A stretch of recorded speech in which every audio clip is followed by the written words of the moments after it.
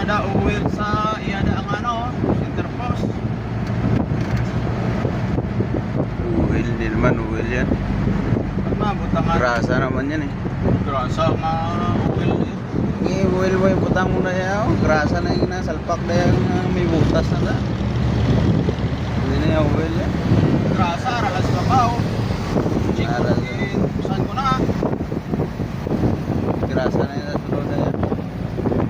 May butas na sa kabilog nga. Pwede mo tanggalon sa pirador. Grasa na yan. Hindi mo pwede lagyan ng uwil. Hindi naman uwil eh. Pero lalapot yan doon ba? Uwil na nagibutang na ila. Grasa na yan. Nasalpak na. Pressurize yung grasa.